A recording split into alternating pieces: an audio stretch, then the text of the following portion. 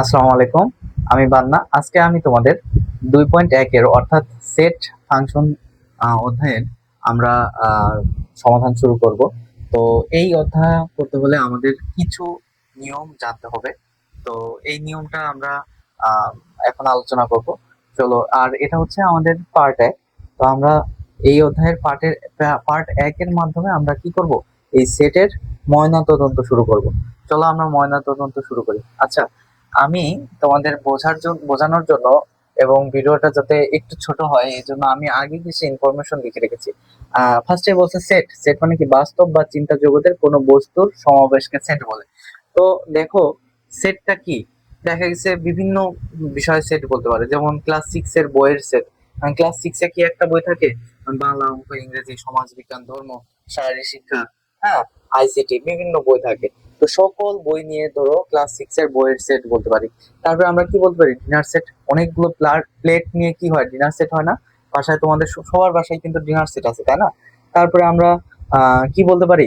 আমরা যেমন ওই যে আগে কিছু মানুষ বলবা দেখো, মোবাইলকে সেট বলতো। মোবাইলকে কি বলতো? সেট বলতো। কেন সেট বলতো? এই সেটের বলারও একটা কারণ আছে। দেখো, মোবাইল ফোনের মধ্যে কি আছে? মোবাইল ফোনের মধ্যে আছে ক্যামেরা, ডিসপ্লে, মাদারবোর্ড, তারপরে বিভিন্ন রেবন, তারপরে কি থাকে? তোমার মাদারবোর্ড। তো এই যে মোবাইলের সকল পার্টস পত্র একত্রে যে একটা আহ, সব অংশ মিলে একত্রে একটা মোবাইল ফোন তৈরি হয়েছে। এই সব অংশকে এক একটা উপাদান বলে, এবং এই উপাদানগুলোর সমষ্টিকে কি বলা হচ্ছে? সেট বলা হচ্ছে। তো সেটকে আমরা সাধারণত এভাবে লিখে রাখি। ধরো এ 1 2 3 4, হ্যাঁ, এভাবে আমরা একটা যে কোনো একটা ধরো এ সেট, এটাকে আমরা এভাবে প্রকাশ করি। ঠিক আছে? তো এখানে দেখো সেট গঠন প্রকাশের পদ্ধতি। সেট সাধারণত দুই প্রকার, একটা হচ্ছে তালিকা পদ্ধতি, আর একটা হচ্ছে গঠন পদ্ধতি। তো এইগুলো আমরা পরবর্তী ক্লাসে যখন উদাহরণ করব তখন এটা বিস্তারিত আলোচনা করব। তো তারপরে আসে সসীম সেট, যে সেটের উপাদান সংখ্যা গণনা করা যায়। অর্থাৎ দেখো, এই জায়গায় একটা আমরা সেট লিখেছি, যেমন 1 2 3 4, এরপরে যদি তুমি 5 লেখো তারপরে সেটের শেষ। ওই সেটটা 5টা। ধরো এরকম একটা বোঝাচ্ছে যে একটা সেট যেখানে 5টা বই আছে, বা যেখানে এমন একটা ডিনার সেট যেখানে 6টা প্লেট আছে। হ্যাঁ, তো এই যে 6টার বেশি ধরো নাই, তার মানে কি গোনা যাচ্ছে, মানে সসীম পর্যন্ত আছে। আর আরেকটা আছে কি? অসীম সেট। অসীম সেট যে সেটের উপাদান সংখ্যা গণনা করা যায় না। অর্থাৎ এরকম সেট বলছে যে এত সংখ্যক সংখ্যা আছে যেটা গণনা করা যায় না।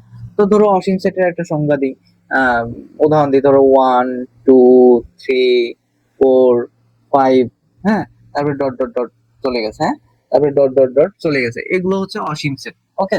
তারপরে ফাঁকা সেট। ফাঁকা সেট বলতে যে সেটের কোনো উপাদান নেই তাকেই ফাঁকা সেট বলে।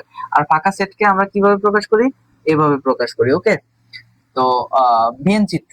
পরেরটা কি বলছে? জন ভেন এই ভেন চিত্রের মাধ্যমে আহ, একটা সেট গঠন পদ্ধতি প্রকাশ করছে।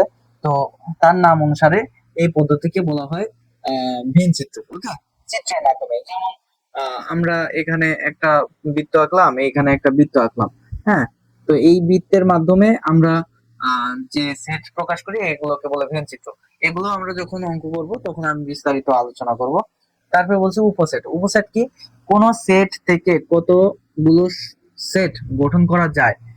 কোন সেট থেকে কতগুলো সেট গঠন করা যায় সেটাকেই বলে উপসেট। যেমন আমি ধরো একটা সেট দেওয়া আছে, একটা সেট দেওয়া আছে 1 2 3, 1 2 3। তো এই সেটকে কতভাবে লেখা যায়? কতভাবে লেখা যায় এটাকেই উপসেট বলে। তো কতভাবে লেখা যায়? তো এই সেটকে ফার্স্টে লেখা যায় 1 2 3, তারপর কমা, তারপর কি লেখা যায়? 1 2, কমা, তারপর কি লেখা যায়? 1 3, কমা, তারপরে আবার কি লেখা যায়? সেকেন্ড ব্র্যাকেট দিতে হবে, প্রত্যেকটাই সেকেন্ড ব্র্যাকেট দিতে হবে। তারপর কি লেখা যায়? 2 3, 2 3। ওকে। তারপর কি লেখা যায়? তাহলে দুইটার ক্ষেত্রে 1 2 লিখছি, 1 3 লিখছি, 2 3 লিখছি। তারপরে আবার লেখা যায় 1, তারপরে লেখা যায় 2, তারপরে লেখা যায় 3, তারপরে লেখা যায় ফাঁকা সেট। তো উপসেটের ক্ষেত্রে একটা ফাঁকা সেট আসে, আর সবার লাস্টে বড় একটা থার্ড সেকেন্ড ব্র্যাকেট দিয়ে আটকা দিলাম। হ্যাঁ, তাহলে কয়টা উপাদান পেলাম? একটা, দুইটা, তিনটা, চারটা, পাঁচটা, ছয়টা, সাতটা, আটটা। আটটা উপাদান পেলাম, মানে তিনটার ক্ষেত্রে আটটা উপাদান পেলাম। তো এটাকে কিভাবে লেখা যায়? দেখো, টুর পাওয়ার এন। টুর পাওয়ার যদি উপাদান সংখ্যা তিনটা হয়, তার মানে টুর পাওয়ার থ্রি হয়েছে। টুর পাওয়ার থ্রি মানে কি আটটা, তার মানে উপাদান সংখ্যা আটটা পাইছি। তো এভাবে আমরা উপসেটের অঙ্কগুলো সাধারণত করে থাকি। তো তারপরে আমাদের কি বলছে, সেটের অন্তর।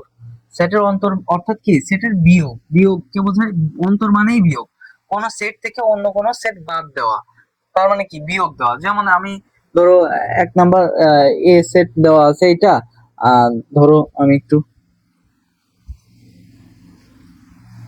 এ সেটটা দেওয়া আছে ধরো এইটা, হ্যাঁ আমাদের এ সেট দেওয়া আছে এটা, আর ধরো বি সেট দেওয়া আছে 1 2।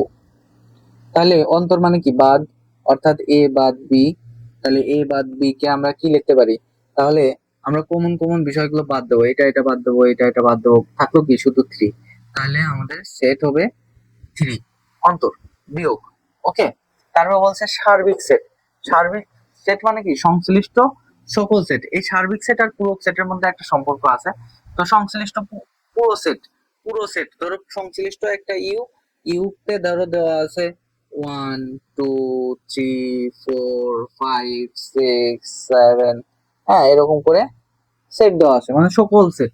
হ্যাঁ, এগুলোকে সার্বিক সেট বলে। এখন বলছে পূরক সেট। ইউ সার্বিক সেট এবং এ সেটটি ইউ এর উপসেট। এ সেটটি ইউ এর উপসেট কেন বললাম? দেখো, ধরো আমাদের এ দেওয়া আছে, ধরো আমাদের এ দেওয়া আছে, এ সমান ধরো দেওয়া আছে 1 2 3 4, আমাদের এই পর্যন্ত এ সেট দেওয়া আছে। তো বলছি এ সার্বিক সেট এবং এ সেটটি ইউ এর উপসেট। এ সেটটি ইউ এর উপসেট, অর্থাৎ দেখো এই যে ইউ এর উপসেট বলতে বোঝাচ্ছে যে এই ইউ এর মধ্যে এ সেট বিদ্যমান, ইউ এর মধ্যে এ সেট কি বিদ্যমান। ওকে। তাহলে এটাকে যদি পূরক সেট, পূরক সেটকে সাধারণত প্রকাশ করা হয় এ ড্যাশ দিয়ে, অথবা এ এ সি দিয়ে, এ তার উপর সি দিয়ে। হ্যাঁ, এই পূরক সেটকে এই দুই ভাবে প্রকাশ করা যায়। হ্যাঁ, তো যদি দেওয়া থাকে যে ইউ সেট এটা, এ সেট এটা, এখন এ পূরক সেট বের করো, এ পূরক সেট বের করো, বা এ ড্যাশ বের করো, তাহলে আমরা কি করব? আমরা কি করব জানো? আমরা করব হচ্ছে ইউ এর থেকে এ বাদ দেব, ইউ এর থেকে এ বাদ দেবো। তাহলে আমরা ইউ সেট লিখি 1 2 3 4 5 6 7, তারপরে বাদ দেবো এ। এ সেট কি আছে 1 2 3 4, হ্যাঁ। তাহলে বাদ যাবে কি, এই 1 2 3 4 বাদ যাবে, তাহলে থাকে কি 5 6 7। তার মানে এ এর পূরক সেট এটা হবে। ওকে। তারপরে বলছে কি, তারপরে বলছে আহ সংযোগ সেট। ওকে, সংযোগ সেট। ওকে, আমরা তাহলে সংযোগ সেট লিখি। সংযোগ সেটকে ইউনিয়ন সেট বলে, অর্থাৎ কমন আনকমন সব। হ্যাঁ, কমন আনকমন সব। এখন ধরো এ সেট এরকম দেওয়া আছে, হ্যাঁ, আর বি সেট ধরো এরকম দেওয়া আছে যে 2, হ্যাঁ, 5 6 7।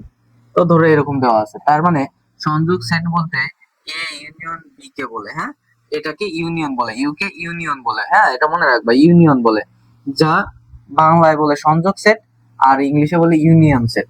ওকে।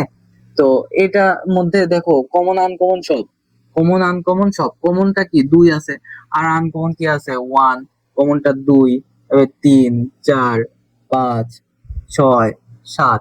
হ্যাঁ, এ ইউনিয়ন বি সমান এটা, এভাবে লিখতে পারি আমরা। হ্যাঁ, তারপরে আহ তারপর কি আছে, সেট সেট। সংযোগ সেটের পরে আছে সেট সেট, অর্থাৎ ধরো এটাকেই সেট মানে ইন্টারসেকশন, ইংলিশে বলে ইন্টারসেকশন, অর্থাৎ কমন, কমন সেট। কমন, শুধুমাত্র কমন সেট নেব। দেখো এই এ আর এই বির মধ্যে কমন কোন বিষয়টা আছে, 2 আর 2, আর কোনটা কি কমন আছে? কমন নাই। তাহলে এটাকে ইউ এর মতোই উল্টা চিহ্ন দিতে হবে, উল্টা ইউ দিতে হবে। হ্যাঁ, এভাবে প্রকাশ করে। তাহলে এটাকে আমরা লিখতে পারি শুধুমাত্র টু। হ্যাঁ, শুধুমাত্র টু, শুধুমাত্র টু। তাহলে আমরা কমন সেট পেলাম টু। তারপরে আমরা সেট গেল নিঃসেট সেট, মানে দুই বা ততোধিক সেটের মধ্যে যদি কোনো সম্পর্কই না থাকে, কোনো সম্পর্কই না থাকে, অর্থাৎ যদি এ সেট ধরো এরকম দেওয়া আছে এবং বি সেট ধরো দেওয়া আছে কি, বি সেট ধরো দেওয়া আছে 5 7, তো দিলাম আমরা। তো এই যে আমরা কি বললাম, আমরা কি বললাম যে নিঃছেদ সেট, তো নিঃছেদ সেটের ক্ষেত্রেও সেম বিষয়, সেম চিহ্ন, কিন্তু এটার মধ্যে কোনো কমন আছে? কমন নাই, দেখো কোনোটাই কমন নাই, তাহলে এইরকম ফাঁকা সেটের মতো লিখবো। হ্যাঁ, এই চিহ্নটা লিখবো। তারপরে নিঃছেদ সেট গেছে। তারপরে এখানে শক্তি পি অফ এ, দেখো পি অফ এ, ধরো এ সেট, ধরো একটা সেট আছে, ধরো এ সেট, এ সেট কে ধরি, এ সমান সমান ধরো দেওয়া আছে এ আর বি। হ্যাঁ, এ আর কি দেওয়া আছে, এখন যদি আমরা বলি পি অফ এ, অর্থাৎ এটাকে আমরা ভাঙবো, কিভাবে ভাঙবো, এ বি লিখতে পারি, তারপরে লিখতে পারি কি এ, তারপরে লিখতে পারি বি, তারপরে লিখতে পারি ফাঁকা সেট। ঠিক আছে, অর্থাৎ এটা হচ্ছে পি অফ এ, অর্থাৎ উপসেট, এ এর উপসেটকে নির্দেশ করে। তো আপাতত আমরা এতটুকু বুঝলে হবে। তো এতটুকু, আমরা আর বিস্তারিত আরো যে তোমাদের উদাহরণের অঙ্ক আছে, এই উদাহরণের অঙ্কের সময় আমরা আরো বিস্তারিত আলোচনা করব। আরো আরেকটা বিষয় আছে, কয়েকটা চিহ্ন তোমাদের মনে রাখতে হবে, যেমন এটাকে বলে বিলংস টু, বিলংস টু। হ্যাঁ, বিলংস টু, যেমন বললাম, আমরা এভাবে বললাম যে ধরো একটা সেট এরকম দেওয়া আছে যে এ সমান সমান ধরো সেট দেওয়া আছে 1 2 3 4 5, হ্যাঁ 6, আর বি সেট ধরো দেওয়া আছে 3 আর 4। তার মানে কি, এই বি কার উপাদান, বি কার উপাদান, এ এর উপাদান, বি সেটটা কার উপাদান, এ এর উপাদান। তাহলে আমরা বলতে পারি বি বিলংস টু এ, অর্থাৎ বি সেটটা এ সেটের উপাদান। হ্যাঁ, এ সেটের উপাদান, এটাকে বলে বিলংস টু, এটাকে বলে নট বিলংস টু।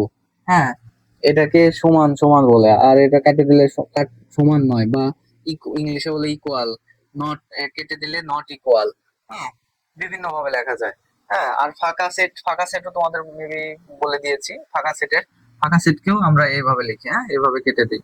হ্যাঁ, তো আশা করি মোটামুটি এই অধ্যায়ের কিছু আলোচনা আমরা শেষ করেছি। এখন আমরা উদাহরণের অঙ্ক এবং অনুশীলনীর অঙ্ক যখন করব তখন পর্যায়ক্রমে আমরা এই অধ্যায়ের যে সমস্যাগুলা সেগুলা তোমাদের সাথে সমাধান করব, এবং অবশ্যই তোমরা চেষ্টা করবে এই অধ্যায় শুরু থেকে শেষ পর্বগুলো শেষ করতে। আর তোমরা যদি শেষ করো, অবশ্যই তোমরা এই অধ্যায়ে কোনো সমস্যা থাকবে না, এবং খুব সুন্দরভাবেই তোমরা পরীক্ষায় যদি এই অধ্যায় থেকে কোনো প্রশ্ন আসে অবশ্যই অ্যান্সার করতে পারবে। সবাইকে ধন্যবাদ, আজকের মতো এখানেই শেষ। আল্লাহ হাফেজ।